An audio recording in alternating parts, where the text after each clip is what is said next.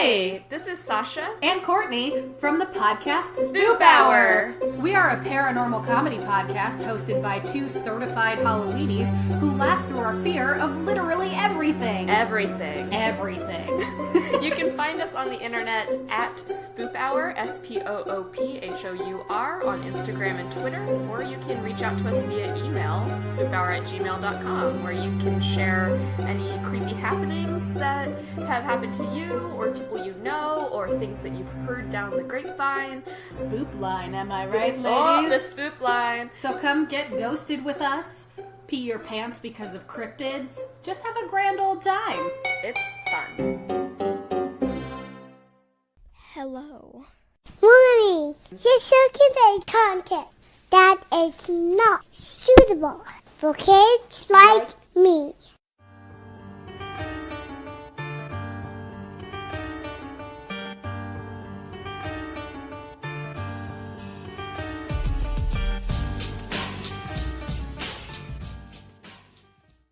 Welcome to Crime Crazy, the weekly true crime podcast with Eryn and Diana Seacon, where we prove that we know nothing about our legal system, but we're still crazy for a good true crime story. All right. So I have all kinds of things today. Ooh, what do you got? I learned something. What? I know. I do it occasionally. And this is even about criminal justice, but not our criminal justice. Oh, thank goodness. Yeah. I have to redo the intro. I know. Well, I think we're going to end up having to redo that at some point. I mean, this is season 4. Surely we've learned something by now. I mean, I've learned lots of things, but I'm not sure many of them are positive. Well, but it doesn't say anything about whether it's good or bad. Well, that's an excellent point. So here's what I learned. Okay. I learned, and this is going to be so random, but that's intentional. Aztecs instituted the death penalty for infidelity. So it was part of a reform by Moctezuma I in an attempt to get better control over all these cities they had conquered. And it was in conjunction with the establishment of a ton of religious schools and just lots of really stringent religion-based laws. But yeah, if you were unfaithful to your spouse, they would put you to death. Wow. Was this equally applied to both genders? So I looked and looked and looked. I need to rephrase that. Was that equally applied? Regardless of who the infidelity one was? The cheater, regardless I guess, of who is what I was cheated. looking for. So I will explain later why this was really hard to search for. I specifically went searching for it, but I couldn't find it. The article that I was reading was mostly talking about sort of the historical context, so it was kind of a passing phrase in that article. I would assume this was meant to apply to women, but seems reasonable, right? So yeah, interesting. That is what I learned. So if you are an unfaithful spouse or partner, just be glad you're not also ancient Aztec. I mean, I'm always glad I'm not any one of the ancient peoples because there was no plumbing. Or air conditioning or Wi-Fi. Mostly plumbing, but... Yeah, mostly plumbing. I can't. Yeah. Did you read The Power of Moments? I read the first half. I think I read the whole thing. Did you get to the part about plumbing? I don't remember. That was before things. Yeah, it was a long time ago. So that was the other thing. That was actually what I was originally going to talk about, was plumbing, about taking mostly sewage and making porta potties and that kind of thing in tribal areas or completely undeveloped countries, and how the problem isn't that they don't have the facilities, it's that it's not a cultural norm, and that if you don't know anything about how germs spread, then you don't really think about it. And why would you take a shit in this gorgeous structure that's nicer than your house? And that was in that book. I do remember that now that you've mentioned it. I did read that part. Yeah, that was super interesting. It was very much Oh, wow. Halfway through his demonstration with the hair and I was like, I see what you are doing here, and it is gross. Super gross. But effective. Oh, yeah, definitely. So, all right, well, there we go. I've got cheating and murder and shit. Your turn. What did you learn? I don't know that I can top that. So I learned 2 things this week. One is that I cannot open my phone with a microphone in front of my face. Oh, well, I mean, that's a useful thing to know. I learned about once a 3 week. things this week. So the first thing I learned this week actually comes from a listener, Kathy. Yes. And it's not only something I learned, but also kind of a correction. So remember last week when I was talking about the Glen Sheen murders and how Elizabeth Congdon, her adopted daughter and husband were probably behind it.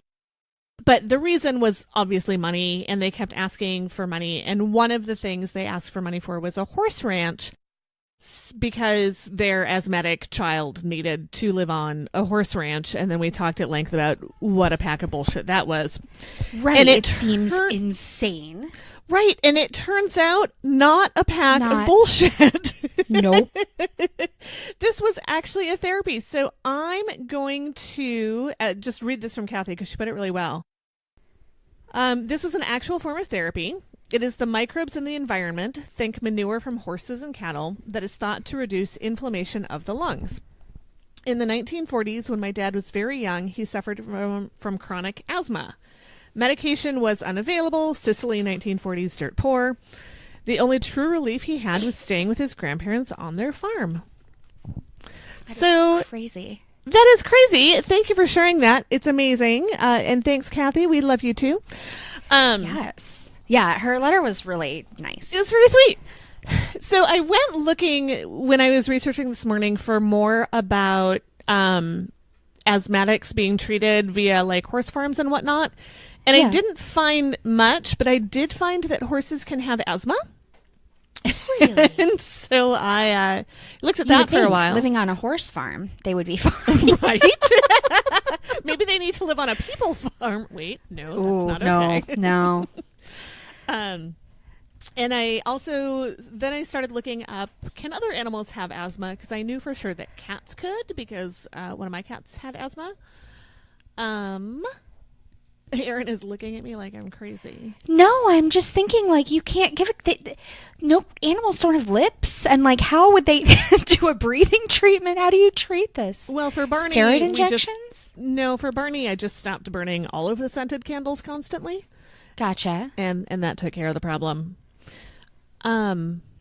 So I went looking for whether or not other animals can have asthma, and again, couldn't find a lot, just a lot about people that get asthma from being around animals.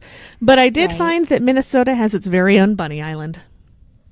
Okay. I don't know how I can picture that transition from which animals have asthma to a bunny island, but also I need to know more about this bunny island.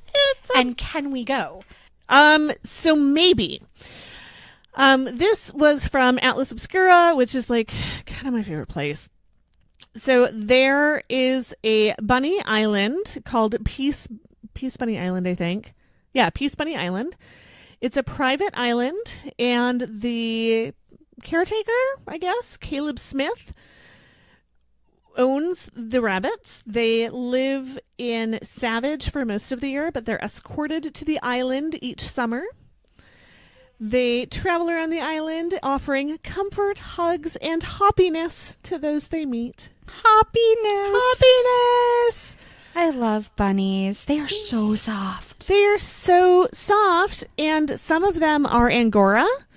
So they receive haircuts 4 times a year, and their fur is sold to ethical, eco-friendly textile companies to be turned into luxury yarn.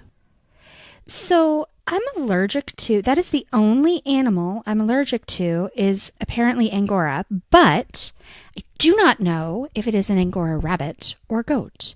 All I know is that I was crocheting bunny slippers for my mom out of Angora and like my fingertips and then my tongue went numb. Oh, yeah, that's a bad sign. Yeah, no, it was really not comfortable. And so then I had to do it in short spurts because I was determined to finish the slippers. Just because my body's trying to kill me doesn't mean that I'm not going to knit these slippers. Right. They're very cute. Pink bunnies, big long ears. I bet they are. I don't touch them. No. So they mentioned that the island is going to be home to a Sea Scout ship this summer. They've got some artists. There's some STEM service learning projects. But I don't know if you can just go there. But there is an email address. So we could say that maybe we need to test you for bunny allergies to see if it's bunnies or goats. I mean, yeah. I love it. Yeah. So there's a bunny island. A bunny island. Liam and I were in Washington, D.C. last week. And yes. We went to a kitten cafe. Yes, I saw your pictures. Oh my God, it was the best thing ever. That's awesome. How many kittens do you think there were? There were 25. 25. That's so many. Did it smell like cats? Did you walk in and go, don't really want to eat here, but the cats are cute? No, I wish it had smelled like cats because it smelled like lavender and I hate lavender. Oh, yeah, that would have been Migraine City. Yeah, so we didn't love the lavender, although it seemed to dissipate. I wonder if that was an overnight thing because we were the first group in the morning. Gotcha. But or yeah, like something they amazing. Cleaned with or put in the litter box or something. Yeah. But no, it smelled pretty clean. They seemed to keep a pretty clean job of it. And it was in a storefront and all the litter boxes and whatnot weren't there. Like in the room we were hanging out. Yeah. So animals at restaurants, that's problematic. Do they not serve food there? Not really. So this was a pop-up. There is a cat cafe in DC, and this was the kitten pop-up. And they brought stuff in from the coffee shop next door. You could put an order in, and they'd bring you coffee and snacks. Because then it's okay to have the animals in the food place. Right, yeah. Because the food doesn't live there. Yeah, they couldn't prepare anything over there, but... Right. Oh, that's awesome. It was so great. I know we were going to go for happier things this week, but I failed. How'd you do? I did okay. Oh, okay, good. Yeah, it was not too horrifying. Mine is headed in a direction that brings me great joy, but not for a good reason. So I am intrigued. I know, right? So do you want to tell me your story? Oh, I can go. Last week on Crime Crazy, I talked about the murder of Elizabeth Congdon at Glensheen Mansion in Duluth. So she was murdered by her daughter Marjorie's husband Roger, probably because of the sweet, sweet moolah that they were to inherit upon Elizabeth's death. Roger was convicted, he appealed, and then released after he made a deal with the Duluth police and confessed. He committed suicide, sad and alone, and the author made sure to point out fat, in 1988. And proclaiming his innocence, right? Bizarrely. Yeah, no. Although one of the articles I read today about him said that the author figured that he might have actually done the murder, but there's no way he planned any of that. He was just dim and like not altogether with it. So he committed suicide in 1988, and Marjorie was tried and acquitted, but Glensheen was really just the beginning for her. Ooh. Marjorie Congdon was born Jacqueline Barnes on July 14th, Bastille Day, 1932, to an unwed mother in Tarboro, North Carolina. She was adopted by heiress Elizabeth Congdon, who changed her name to Marjorie and brought her to Duluth. She was raised in the beautiful Glensheen Mansion on the shores of Lake Superior and attended Dana Hall Prep School in Massachusetts. In 1949, when she was 16, she spent some time at the Menninger Clinic in Topeka, Kansas, which I'm not familiar with, but is apparently really good, where she was diagnosed as a sociopath. In 1951, when she was 18, she was in St. Louis, Missouri, and married Richard Dick Webster Leroy, who was an insurance executive. They had 7 children in 9 years. So she spent the next 9 years pregnant. Oh, yeah. No multiples or anything. Oh. Right? I looked at all the birthdays. Yeah. Dick was transferred back to Minnesota, and they lived in St. Louis Park, Mankato, and finally settled in Minneapolis. Marjorie was known for her industriousness, her lovely dinner parties, and her beautifully clothed children. She was also a compulsive liar and spender, which caused Dick to divorce her in April of 1971. She moved to a house in Marine on St. Croix, where she was suspected of torching, but was never charged. Can you imagine being a single mom of 7? Oh my God. Well, I mean, I assume she wasn't doing much of the raising. well, they all would have been teenagers by then, because they came along That's worse. pretty quick after the wedding. Yeah, but that's worse. I guess Well, not. yeah. I mean, I guess they can go out and do things, but like, whoa. Yeah. Although she wasn't around for much longer, because they got divorced in 71, so the oldest kid would have been like 18 or 19. And then 5 years later, she married the next guy. Although she was loaded. I mean, it's not like you Yeah. or I having 7 kids. Right. She could have as much help as she wanted, but Right. still. Well, and it sounds like their dad was pretty well to do. They gave the addresses of the places that they lived. They were real nice. Pretty sure everybody Yeah. had their own bedroom. Yeah. Yeah. Wow. In 1976, Marjorie married Roger Caldwell in Denver, Colorado. And if you need a refresher on how that marriage went, go ahead and listen to last week's episode. Right. So, flashing forward, having been acquitted of her mother's murder and with Roger in prison, Marjorie decided it was time to get married again, but didn't really feel like she needed to go through a divorce. She decided that her next husband was going to be a guy named Wally Hagen, but there was a problem. Mrs. Hagen. Oh, no. As luck would have it, she mysteriously died after a visit from Marjorie, who was seen feeding her something from a jar, and was the last Gee. person to see her alive. Gee, I wonder what could have happened there. I don't know, but I bet Bad it was luck. marmalade. Yeah. Marjorie and Wally were married on August 7th in 1981 in North Dakota. And side note, she is still wanted for bigamy in North Dakota. But they won't extradite her, so she's safe as long as she doesn't go to North Dakota again. In 1984, Marjorie was convicted of arson and insurance fraud after a 1982 fire at a house in Mound, Minnesota. She was sentenced to 2.5 years in prison and served 21 months. In 1991, Marjorie was arrested in Arizona on suspicion of burning her neighbor's house down, having been caught trying to light said house on fire with a kerosene-soaked rag.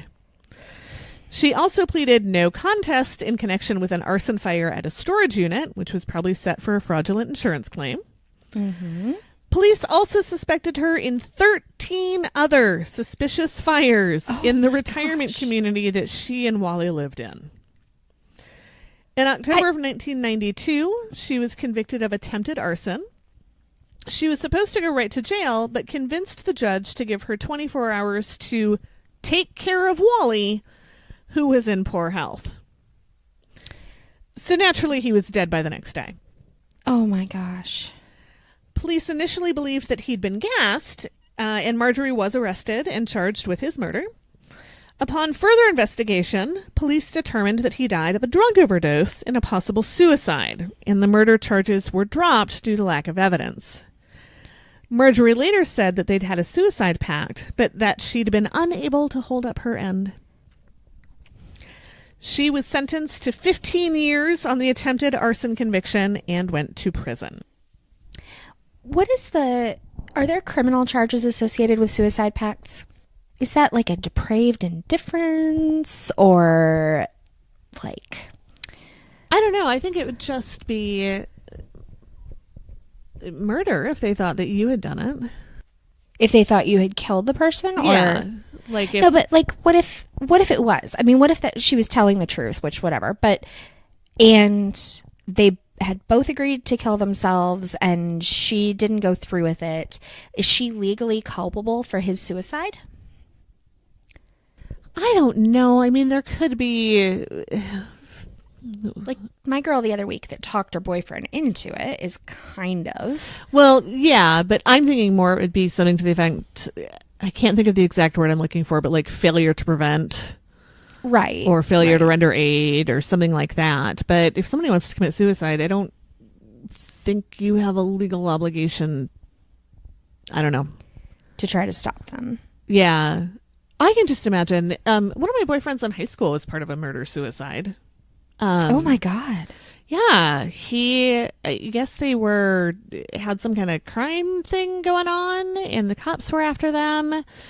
And they pulled over, and my ex shot his partner and killed himself. Wow. Yeah. So I don't know. I kind of imagine after he shot the other guy, his thought was, well, fuck. Yeah. Now I'm a murderer. Right. Which would be kind of my thought if I were part of a murder-suicide pact. Or if I ever murdered anyone for any reason. Right. Yeah. Yeah, so I don't know. Oh. But I wonder if that's why she got a little bit extra time, because attempted arson doesn't usually get you 15 years.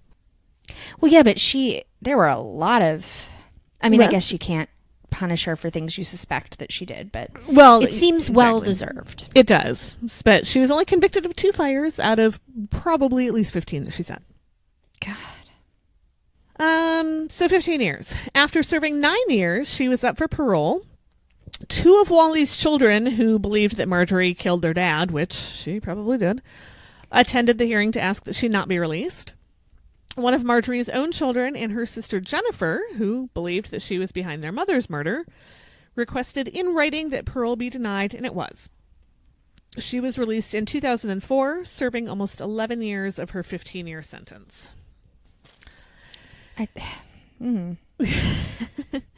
She was arrested in March 2007 at her residence at an assisted living facility on charges of computer fraud and several other counts. That same month, a gentleman friend of Marjorie's, Roger Sammies, had died, and Marjorie had him cremated before a cause of death could be determined. Convenient. She'd befriended Roger and became his power of attorney, and was caught trying to deposit his $11,181 inheritance into her bank account after he died. She was charged with fraud and forgery for taking money from his bank account and pleaded guilty. She was sentenced to 3 years of intensive probation. Intensive probation. Intensive probation. The next year, she petitioned to have her probation ended so that she could go to a nursing home, but that request was denied. In 2016, she bought a new home in Tucson, Arizona, where she still lives. 5 of her 7 Tucson. 5 of her 7 children filed a civil suit after the Glensheen murders to have her disinherited on the grounds that she was involved in the Glensheen murders.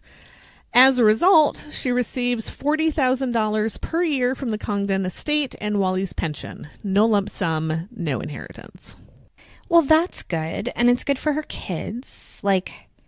Yeah, I'm glad that they see her. They do, and it sounds like her inheritance goes directly to them now, which is probably that better. seems fair. Yeah. Yes. Marjorie is still alive and 86 years old. She's estranged from all but one of her children, and her neighbors are terrified of her. They report passing books around about the murders, will to murder Glensheen's daughter, and the association president says she's compiled a 4-inch thick binder on Marjorie and added, "I definitely have enough information to put her back in jail if it comes to that." I feel like if you're putting forth that much effort and there is that much information, go ahead. She's 86. Well, I know, but she's a scary bitch. Oh, yeah. She's scary. I think you can still light a fire when you're 86. Maybe she's still not safe. Could be. Her best friend in the neighborhood got a visit from Marjorie's probation officers, and she was asked to sign a paper indicating that she understood that a friendship with Marjorie could pose serious risks. Oh my God. But says, "I judge people as they are, not on how I heard they are. Everyone deserves a chance at redemption." Wow. Well, I mean, I guess that you would have to be a special kind of person to even embark upon that relationship. So, well, and it sounded like I read an article where they talked to a bunch of the people in the neighborhood, and almost all of them insisted on anonymity because they're terrified of her. right. And they said, you know, like when somebody new moves to the neighborhood, somebody will slip them a piece of paper that says, here's who this woman is. Go Google her. And they pass these books around about the Glensheen murders, and everybody knows who she is. Everybody's fucking terrified of her. Yeah, again, put her back in jail. Like, it must be new information or new crimes, right? So it's not like I don't know. Yeah. Well, and also, let's take with a grain of salt the Homeowners Association president saying that she has enough to put her in jail. True. I mean, I'm pretty sure I know enough about lots of people to put them in jail, but whether or not that would happen or not is a different thing. That's true. Yeah.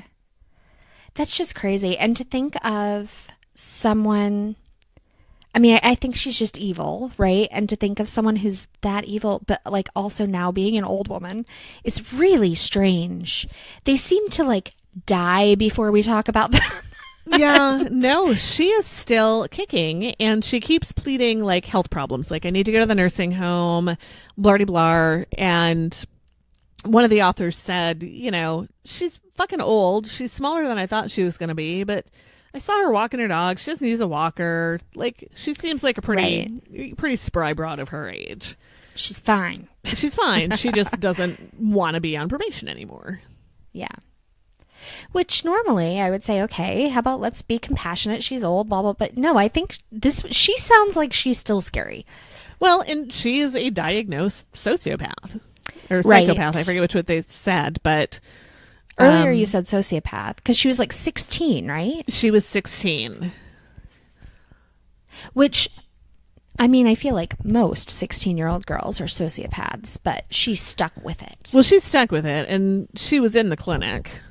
Yeah. So I think I would like to think they know the difference between a sociopath and a 16-year-old. Yeah.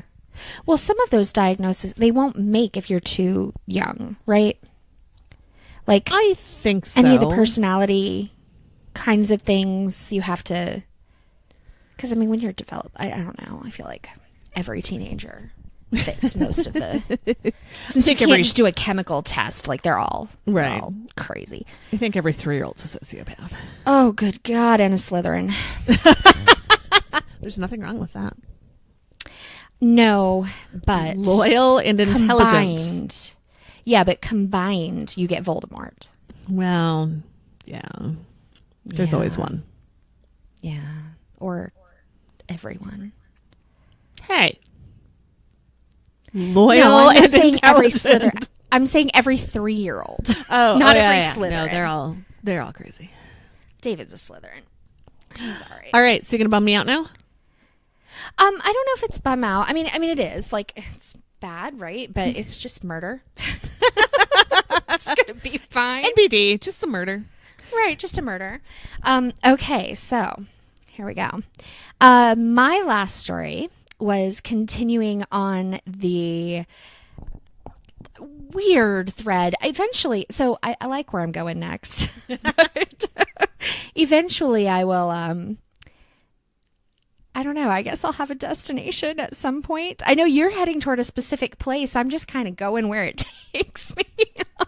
Well, it's harder than I thought to move things along in a direction, but I'm gonna make it work. Right. Meanwhile, I'm absolutely delighted with what I can only imagine is my next connection for next week. Yay. So here's how I want to start this one, though, instead of telling you what the connection is. I think that you'll be able to pick it up really quick and we can talk about it. But I wanted to start with just making it very clear that I don't condone murder. What? I know. And when I say, so I know we've had this conversation, I've had it with you and I've had it with Marie, that when I say don't end up on next week's episode, what I mean is don't commit crime at all, right? Don't do that. And I feel like sometimes when you say it, it means don't get caught. I have been accused of having a shady moral compass by you. Pretty much. But see, having said that, after reading probably hundreds of murder stories at this point, I feel like one thing they all have in common is this lack of forethought, especially around body disposal. And that if people would just take the time to pre-plan that shit, then there would not be such an issue with murderers getting caught. You know, I remember my mom when I was a kid, and she's puzzled at how I turned out this way. But we had a very in-depth discussion about how it's amazing that any bodies are found because there are so many places that you could hide a body. Again, the woman who raised me is puzzled at how I do this. But I've always kind of thought about that, yeah, with a little forethought and half a brain, you could easily get rid of a body. Yeah. Well, so I have a body disposal plan. Do you have a body disposal plan? I mean, I do. I will tell you mine because I feel like this is also on my quest to never actually murder someone. Like, I'll text about it and I'll talk about it and then I won't be able to do it because then I would get caught. Right. Mine is to feed a dead person to pigs. Oh, yeah, that's a good one. Mine is there's a part in my basement floor that was never filled in. So it'd be to that and then fill it in. And in fact, I might fill it in anyway, but I'm definitely planting a Halloween skeleton down there. My mom planted a Halloween skeleton under her porch when they had it redone. She has this gorgeous wraparound giant porch. And yep. First, they named it, made it my grandmother's boyfriend, and played with it in the house for a couple of weeks. And then they put it under the porch. House guests do get tiresome.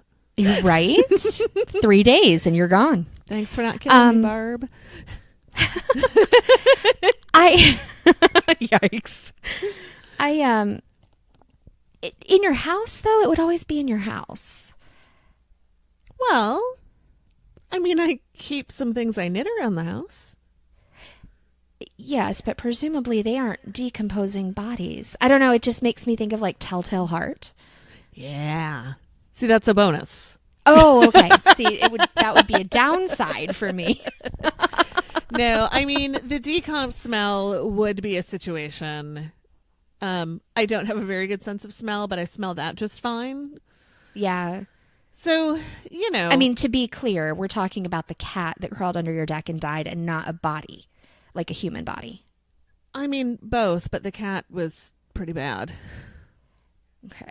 Yeah. Was that just last summer? Yeah. Oh my God. Seems like it should have been longer ago. I mean, it had to have been. I haven't known you very long. That's true. I suppose it would have had to be last summer.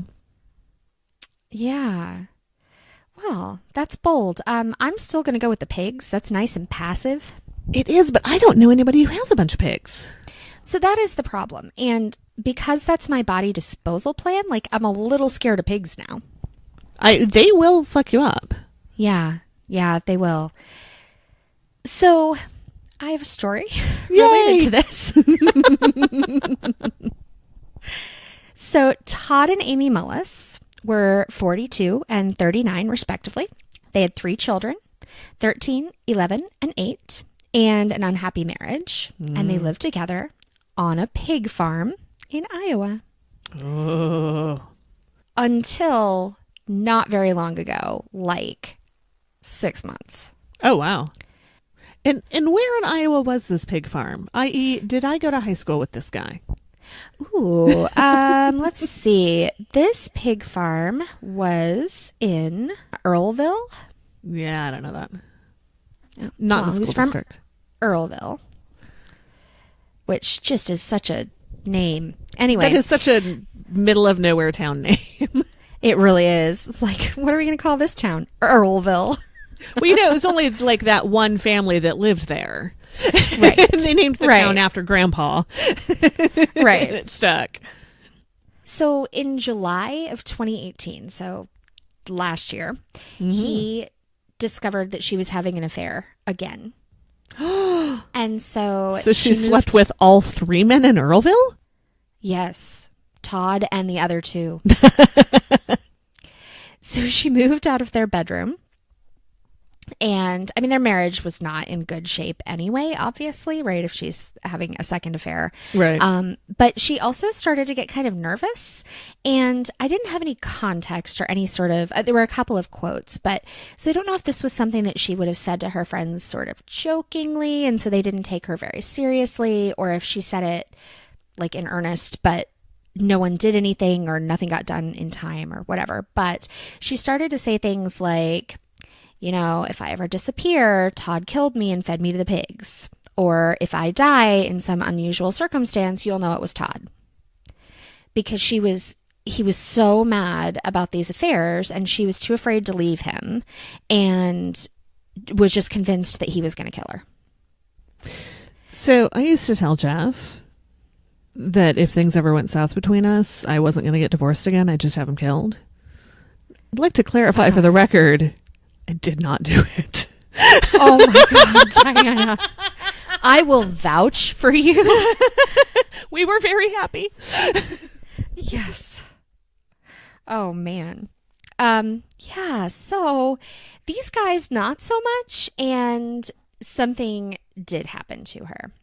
So on November 10th of last year, her 13-year-old son went into one of the barns. The family was working. It was actually Veterans Day weekend. It was a Saturday, and he found his mom on the ground in the barn, hunched over. It said that she was like crouched or sort of squatting with a corn rake protruding out of the back of her back. Oh, shit. Yes. So he frantically called his dad, this poor 13-year-old boy, who ran in, pulled out the rake, put his wife in the car, and started driving to the hospital while calling 911, which is a question that I didn't realize that I have maybe always been asking myself what I would do in the circumstance. Mm-hmm. But it kind of answered the question, because along the way, an ambulance met them, and he pulled over and they transferred her, and the ambulance took her the rest of the way. And it made me realize that I've always thought, like, if something happens, do I put my kid in the car and go, or do I wait for the ambulance? Because if I wait for the ambulance, I'm not doing anything, but medical professionals will be here. So my new plan is to go and call 911 on the way. Yeah, well, it depends where you are, too, because we've run into that with Liam's asthma and allergies. And I have always driven him to the hospital myself because I thought I could do it quicker than the ambulance could get to me and then to the hospital. And then back. Right. Which makes sense. I mean, you only have to go one way. I only have to go one way, and I had an EpiPen on me. Right. So right. At that point, they were value add, but I was going to be there soon enough. Right. So, and I suppose in a rural area, the dual-pronged approach makes a lot of sense. It's true. Yeah. No, here I might just wait because I don't necessarily know the fastest way to the closest hospital.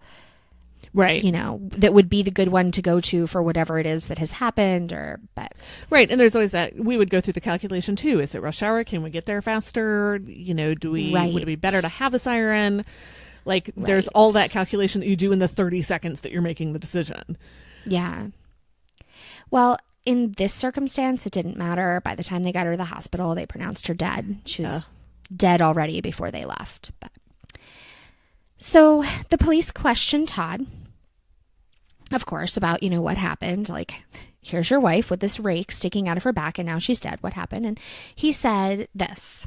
She had been recovering from surgery that she'd had the week before, and I couldn't find what surgery it was, but something relatively minor. Mm-hmm. That they had been having a work day on the farm. They had been in the barn. She was helping with some light bulbs, like replacing bulbs or fixing wiring or whatever. Mm-hmm. But every time she would go up and down the ladder, she would get dizzy. And so he finally told her, just go back in the house and lie down. And that was the last time he'd seen her. And so he assumed what happened after that is that she got up and came back out to the barn. Maybe she was feeling better, went up on the ladder, got dizzy and passed out and fell onto the corn rake, accidentally impaling and killing herself. So aside from the fact that that seems highly unlikely. Well, and it presumes that there's a giant corn rake in the middle of the floor that nobody did anything about. Right. Under a ladder. Under the ladder that she was on alone, feeling faint, after telling her friends that she thought she might be fed to pigs. Right. They also found there were 6 stab wounds in her back, in her torso, and the rake only had 4 tines. Oh, so she flopped about. Yes. Stabbed herself twice. Yes. Mm-hmm. So they dug in a little bit more, and they discovered that in the 4 days before her death, he had done some really interesting Googling on his iPad. So here's what he Googled. Organs in the body. Which is an interesting thing to Google. I guess if you just don't know and your plan is to stab somebody with a rake, better to know exactly where they are. Right. I feel like that's a pretty broad search. Yeah, organs in the body. Killing unfaithful women. Oh, that's Yeah, fairly that's- specific. Yeah, right on the nose. And then, bizarrely, what happened to cheating spouses in historic Aztec tribes? And there we go. And there we go. Which is now, or why it is now very hard to search that phrase, because it only brings up articles about Todd Mullis. That is weirdly specific. Right? Do we have any idea why he specifically went Aztec? Or was it like a... No. Like, did he have an interest in native cultures? I don't know. I couldn't figure anything out. He lived in Iowa, so it's not that. He's just this old white farmer in Iowa, so Not that old? Well, no, not even that old. But like, he's just a dude. I have no idea. Oh my God. Maybe he just associated Aztecs with like violent justice, and he was like, so what do they do? Well, just whatever they did, that's what we'll do. Oh my. Yeah, I don't know. Unless it stemmed from some fight or conversation that they had, or... That is a very highbrow argument. Well, you know, darling, if we lived in an ancient Aztec society... Right. Then I would know where your organs were. Right. And kill you for being unfaithful. So yeah, I thought it was as really... dictated by law. Right. I thought it was really funny, and I knew that it was going to happen to some extent when I was typing out my notes, and I was like, what happened to cheating spouse? You know, that should be my thing I learned this week. Let me find out what happened to... Yeah, almost impossible to find, because every single article is about this and references the fact that he Googled that phrase. So he was the last person able to Google that phrase and get an answer. That is crazy. So, because this all happened in November, nothing has been decided or done. His first hearing was supposed to be on March 8th. When he was arrested back in November, very shortly after she died. They asked for $5 million cash bond. Wow. And to turn over his passport and guns. And so he went to jail. And I couldn't find anything about whether or not he has ever gotten out since then, or whether he has spent the entire time in jail. Mm-hmm. My guess is he spent the entire time in jail. Yeah. And since March 8th was Friday, there is nothing to be learned. But he had not been released as of the writing of the article I was reading, which was back in February. Ooh, we'll have to keep an eye out. Yeah. So there was one other article that I did find that was written on Friday that was talking about an arraignment date set. So my guess is they went to the hearing to set the date for so nothing has happened yet. But the problem was that was behind a paywall, and I couldn't figure out how to get around it. And I don't want to end up on next week's episode. So that's all the information you get. All right. So yeah. But I'm really morbidly excited, because while I did not go to cannibalism from the woman who was texting about eating her obsession's brains with chopsticks or blood, whatever, I think I might end up with some pig body disposal in a coming episode, because that seems like a thread to carry on. Ooh. Right? I'm looking forward to it. We are twisted. Not okay. Well, yes. I will have to post a picture of my newly redone office. Yes. Where everybody can see the poster of the serial killers that, with their cold, dead eyes, stare at me as I'm sitting at my desk now. And I love it. Now, whenever you work and you onboard wonderful new hires and talk to people that you love to work with, you can watch your serial killers and they can be there with you. That's right. All my friends right here. It's not leading or lending any like believability to your claim that you didn't have your husband murdered, but I'm still going to vouch for you there. True story. Didn't have him murdered. Plus, I feel like you would be more of a hands-on person. You wouldn't have anyone murdered. No, I feel like my upper body strength is really poor. Well, yeah, but that's not the only way to murder someone. No, but I mean, if they put up any kind of fight, I'd be in a pickle. True. Maybe you could just make them some marmalade. I don't know how to make marmalade. Like, that's a whole process. Well, okay, maybe you could make them some coffee. Like that I can do. It's not the marmalade that's important, Diana. Just Google. I wonder what it was. I mean, and nobody said anything about marmalade, although, you know, there was the marmalade incident with her mom, and then they said they saw her feeding her something out of a jar. I wonder, like, does marmalade hide the taste? I mean, like if it's pretty orange nice marmalade, it's acidic. Yeah. So maybe. And you could mix something into it pretty easily. Right, because you're not already cooking it. Well, yeah, because you wouldn't want to do that. And it's already a little bit chunky and whatnot. Yeah. And if it tasted a little bit off, like it was a fruit and... Well, and like I did it myself. Maybe it was a bad jar, you know. Yeah. No, I think it's probably just a... Plus, you can probably dissolve a whole lot in, like, you could probably get somebody to ingest a lot of it quickly. Yeah. Like, just smear a big old chunk on their bread instead of like if you were baking something for them and then they had to eat 16 cookies before it was lethal. Well, right. And what if the baking tones down the effect? Yeah. I think you're going to need to make marmalade. Learn how to make marmalade. Or don't murder people.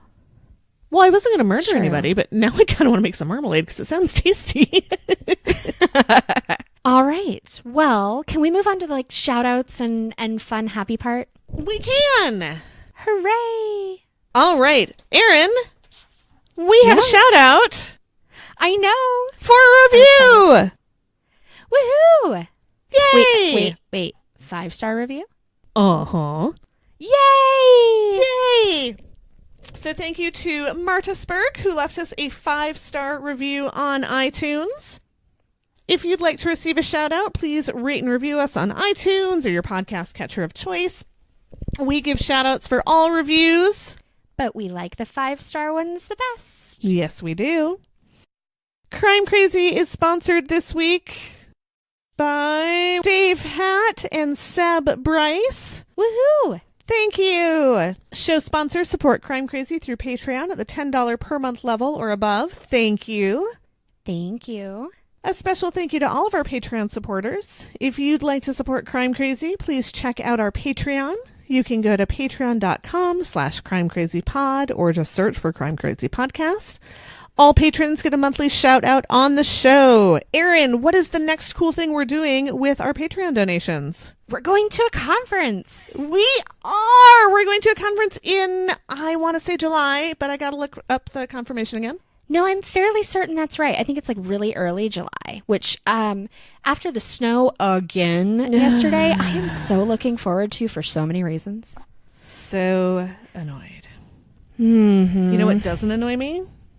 The fact that you can follow Crime Crazy on Facebook at facebook.com/crimecrazypod. From there, you can catch up on the conversation by joining one of the discussion groups. We've got a public group that everyone is welcome at. We've got a private group if you don't want your grandma to know the crazy shit you like to listen to. That's right. You can follow us on Twitter at Crime Crazy Pod, on Instagram at Crime Crazy Pod. Visit our website at crimecrazypodcast.com or email us at crimecrazypodcast@gmail.com.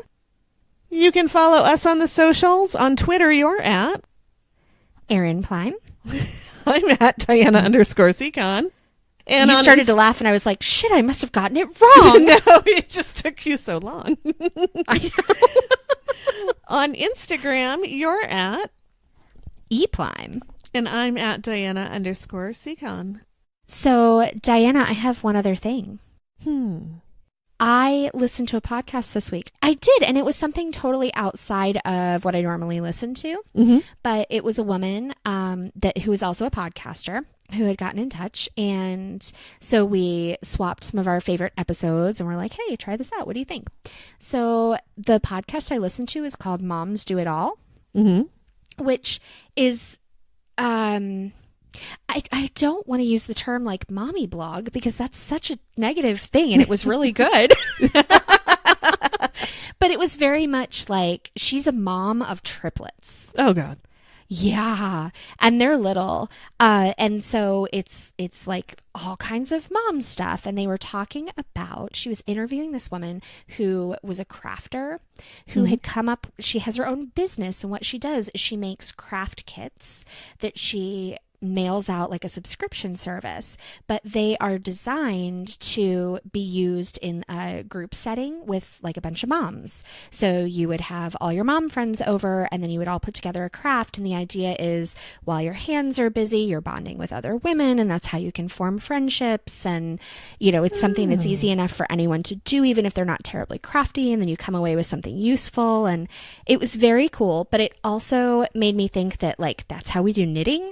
Right. And that is exactly what it is, right? Yeah. Everyone's hands are busy. You don't have to make awkward eye contact. You're allowed to be quiet. And then we just hang out without our children. And it's so great.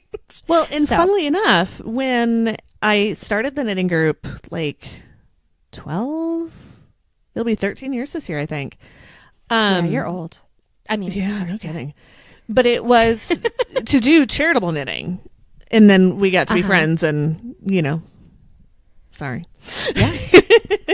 And now it's a cult. Yeah. Anyway, so yeah, that was what I listened to. It's very much outside of what I normally pick because like no one died. Right. But it was very good, and it's a really well done podcast. It was interview style and they were obviously remote, but yeah, just really interesting topics, and it wasn't preachy or any of those, you know, mommy blog kind of things. Oh, that sounds awesome. Yeah, I'm going to count it as not a mommy blog, but just a very cool podcast. Yes. So I have also left her a review. So that was my podcaster good deed of the day. Yay. My second one, or of the week. I'm not very ambitious. Yay. My second one is that I am downloading iTunes to my computer, even though I hate iTunes and it's a PC. Yeah. But that is so I can leave reviews. Yay. So, anyway, I need to know, have you any advice for us this week? I do. If one of your girlfriends, even in jest, starts saying things like, I'm afraid he's going to kill me, feed me to the pigs, ask a follow-up question. Would you like to leave? Can I help you? Right. Something. Anything. Call your people. Call your people. And don't end up on next week's episode.